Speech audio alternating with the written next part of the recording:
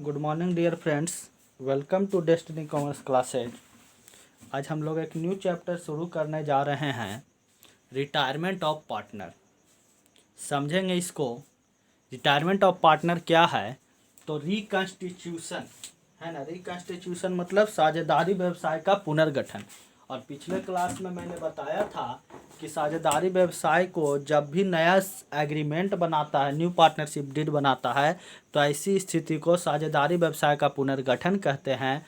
और पुनर्गठन का 4 से 5 फेज है। पहला change in profit sharing ratio, फिर एडमिशन ऑफ पार्टनर, फिर रिटायरमेंट ऑफ पार्टनर, उसके बाद डेथ ऑफ पार्टनर, और फिर हो गया एमालगमेशन।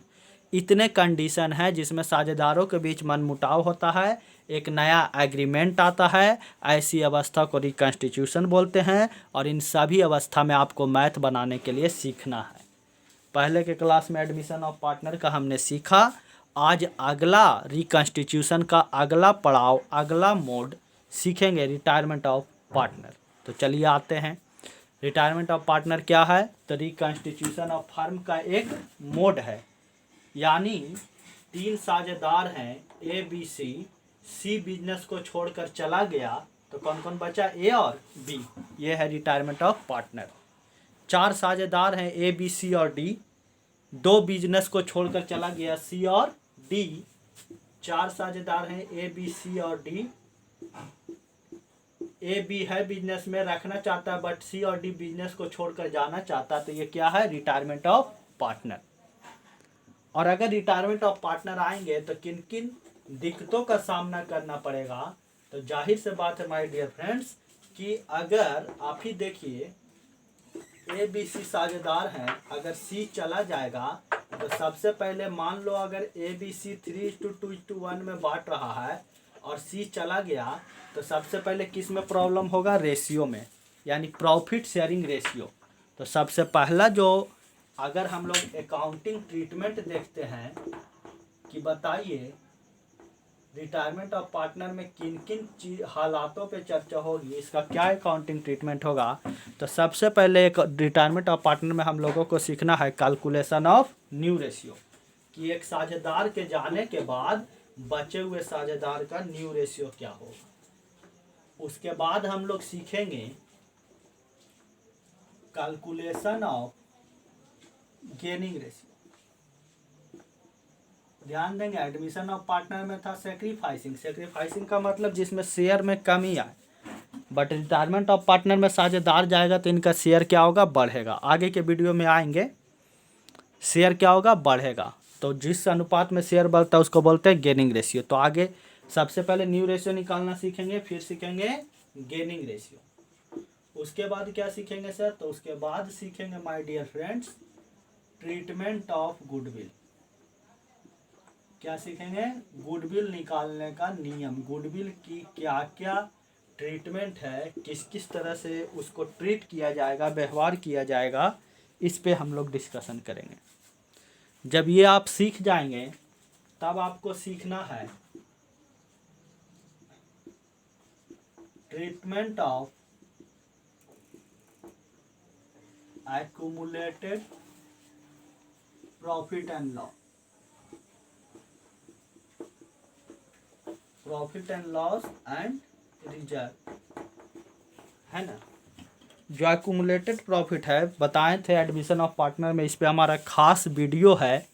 जो वीडियो अगर आप लोग उसको किसी ने नहीं देखा है तो तुरंत जाकर देखेंगे। Treatment of accumulated profit and loss theory कर वो वीडियो बना हुआ है।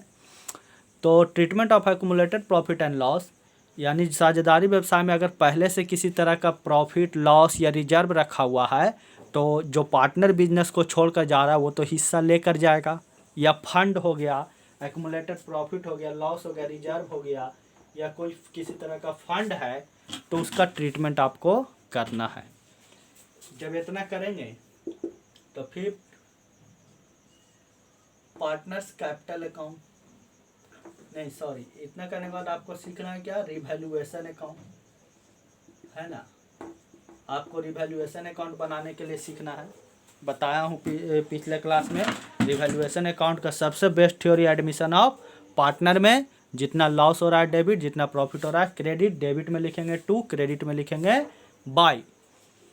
रिवैल्यूएशन अकाउंट जब बनाना सीख लेंगे तो रिवैल्यूएशन के तुरंत बाद आपको सीखना है पार्टनर्स कैपिटल अकाउंट। क्या बनाने के लिए सीखिएगा? Partners capital.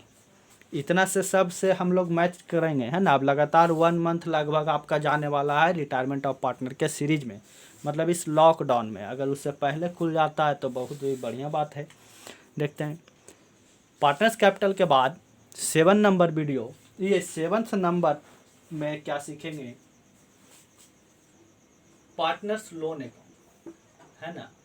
जो ये नया चीज़ है, जो साझेदार बिजनेस छोड़कर जाता है वो अपना उतना कैश अगर बिजनेस में नहीं है तो उसको लोन में ट्रांसफ़र कर दिया जाता है।